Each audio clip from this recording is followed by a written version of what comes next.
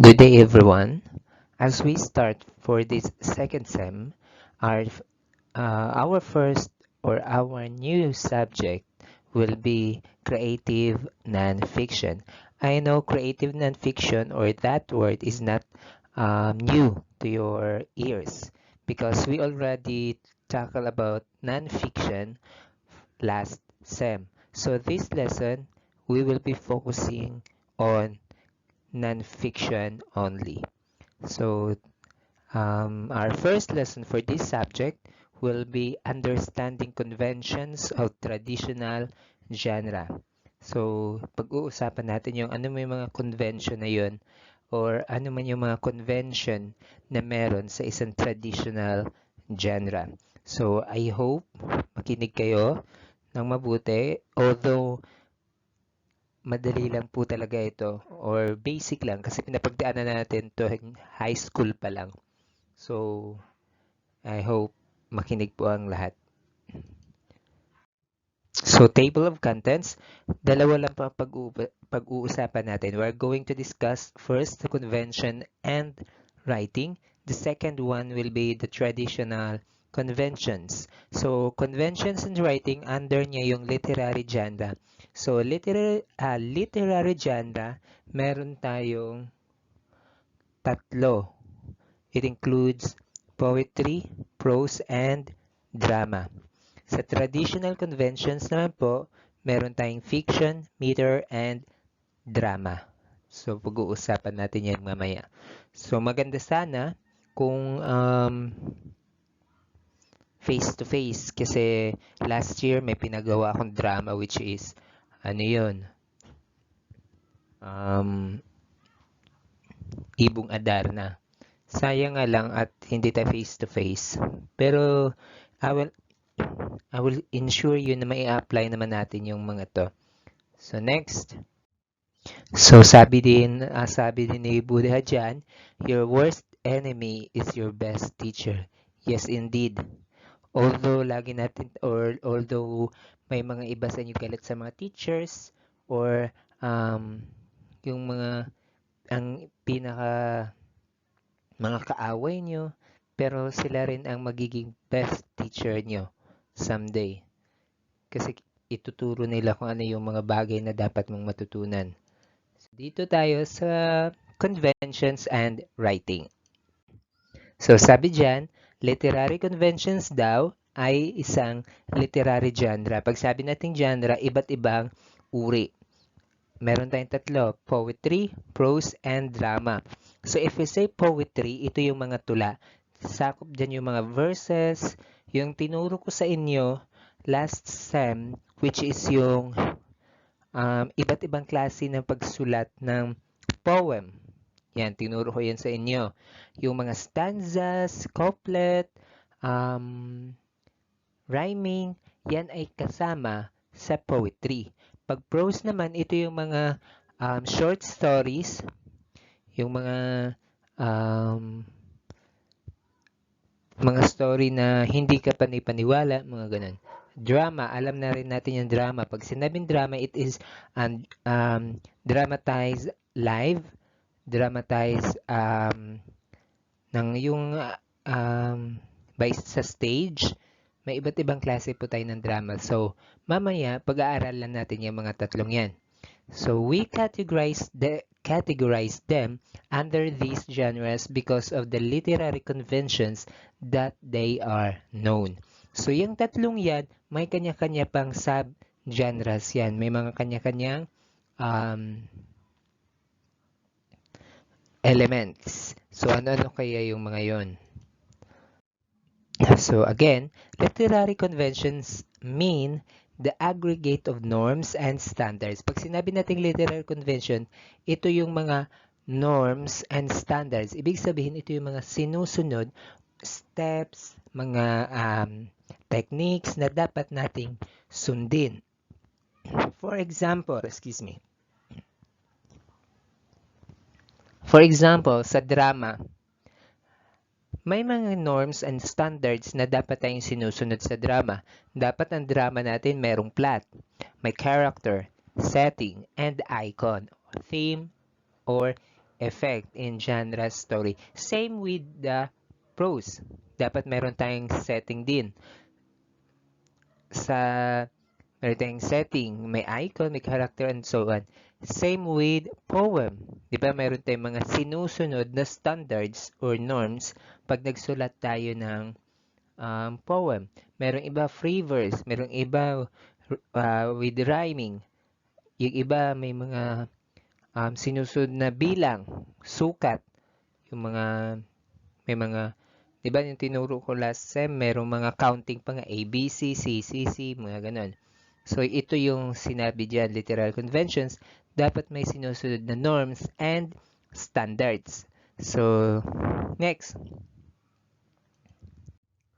Conventions can also refer to the way ideas are expressed, literal or figurative. Pag literal na yung literal na pagkakasabi la. Pag sinabi naman figurative, ito yung mga may ginagamit or gumagamit ng mga iba't iba figurative language like simile, metaphor, and whatsoever. So in this sense, it can mean the use of language that includes grammar. Yan. So dapat pag nagsulat ka pala ng ganyan, prose, drama, or poetry, dapat it includes correct grammar. Yun ang tamang tense, syntax. Vocabulary, dapat malawak at maganda or malawak ang ating vocabulary. Story structure, yung pagkakasunod ng structure niya, etc. And literary genre are collections of conventions that aim to create novelty and creativity. So, ibig sabihin, pag literary convention pala or pag nagsusulat tayo mga literary convention, dapat ang aim natin is to create novelty. Pag sinabing create novelty, pang matagalan. Hindi siya nawawala or hindi agad-agad siya nawawala sa kasikatan niya. Andun at nandun pa rin makikilala at makikilala. Creativity, creative way of writing, doon makikilala. Next, dito tayo sa number 2, traditional convention. So, ano ba yung fiction? Pag sinabi natin fiction, it is literary genre that tells something based on imagination. Rather than facts, it features creativity in inventing place, characters, settings, and themes within beyond factual realms. Imaginative stories which could be realistic or not, usually emphasize character development.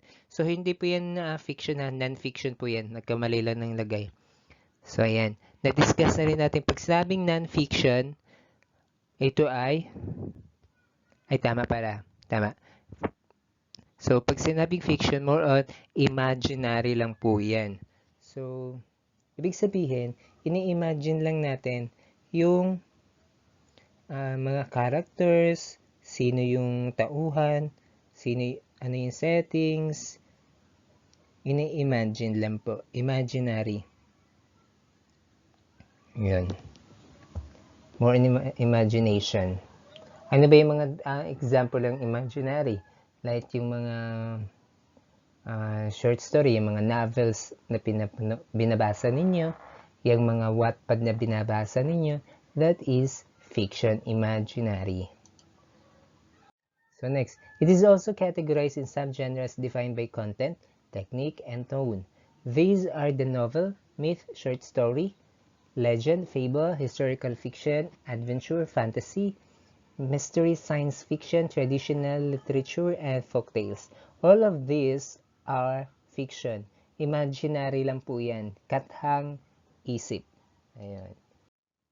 So, realistic fiction is a story that can happen in real life with true-to-life characters, reasonable and believable outcomes, and contemporary historical settings. So, ito naman, realistic, from the word itself na realistic or real ay makatotohanan, realistic fiction.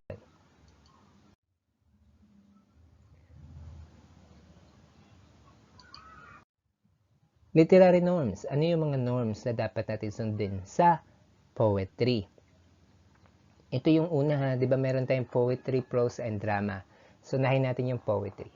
Pag sinabi sa poetry, dapat daw sinusunod or sumusunod tayo sa structure and rhythm or that are linked to content and theme. So, yung content natin, for example, bago tayo gumawa ng poetry, di ba tinuro ko sa inyo na pag gumawa or magsulat tayo ng poem, iisipin muna natin yung content na gusto nating isulat. Tapos, yung theme, ano yung magiging theme para hindi tayo mawala sa pagsusulat ng tula.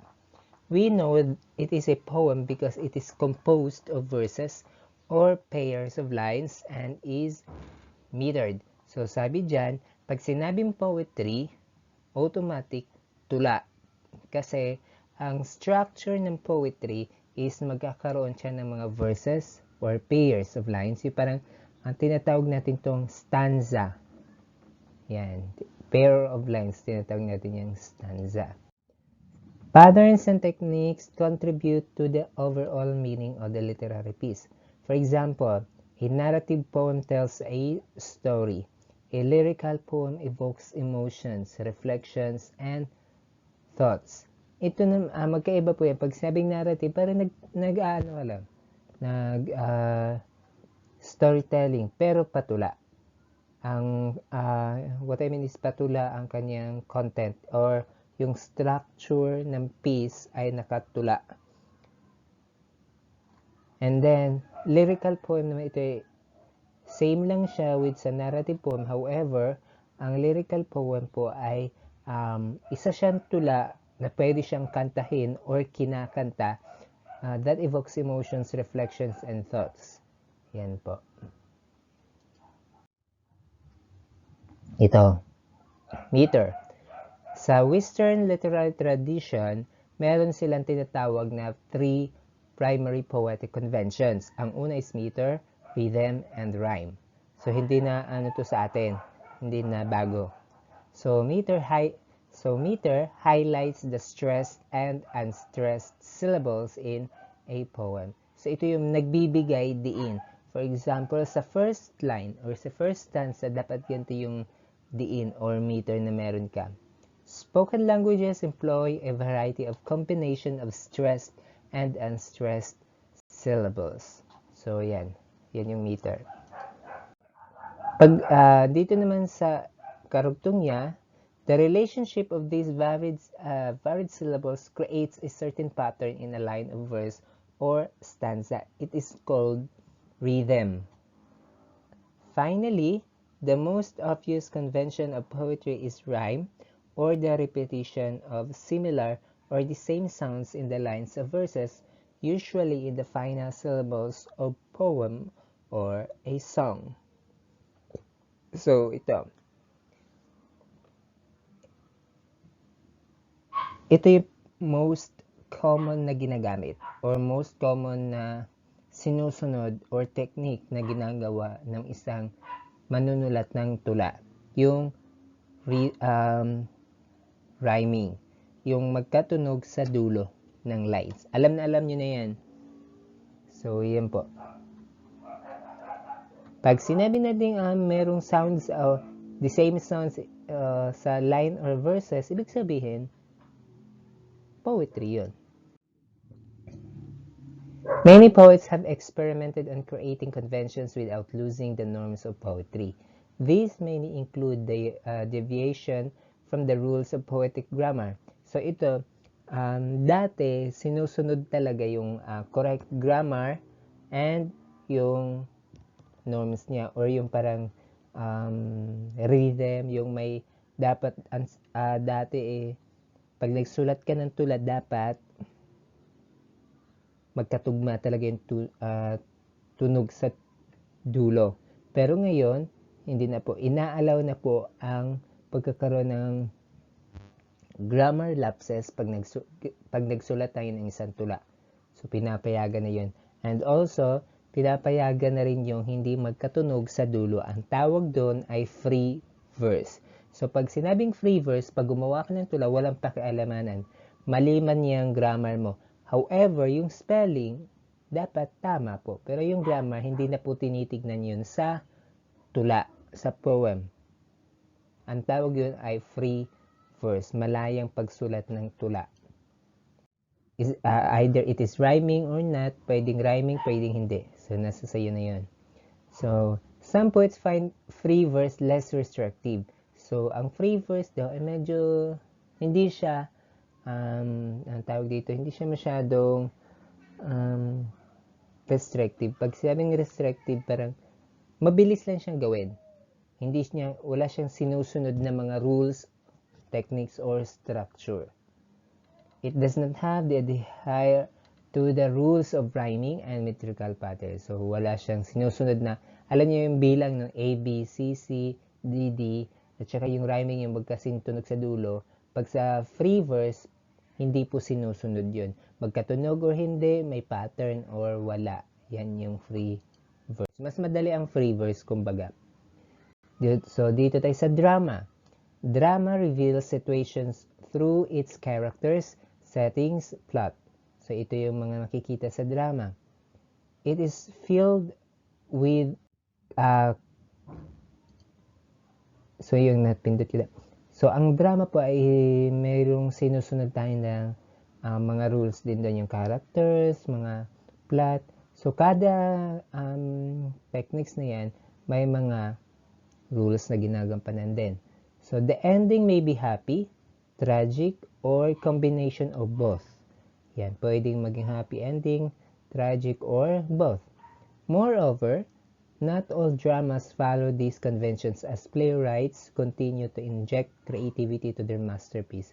So, kung sa poetry, meron tayong free verse, hindi sinusunod yung mga rules and techniques sa pagsulat ng poetry. Dito rin sa drama, meron din tayong mga playwrights na hindi sinusunod or nagbibigay or mas pinapaganda pa. So, different genres may have varied norms, but certainly these conventions define the informal and entertainment purposes of literature. So, lahat ng mga nabanggit natin, yung tatlong yun, ang aim nila or ang gusto nilang iparating is to inform and to entertain. So, they have the power to engage the reader and the audience to relate themselves with the characters. Ito yung kagandahan sa drama. Pag maganda yung dramatize, ang audience mo o yung mga manunood o yung readers mo, makaka-relate sila or maiko-connect nila yung sarili nila dun sa characters na binigay mo o nilagay mo dun sa drama. So, yun yung kagandahan doon. So, good job. Yun lang naman po ang pinag-usapan natin. I-distinguish lang naman natin or masaglit lang or madali lang intindihin yung drama, prose, and poetry.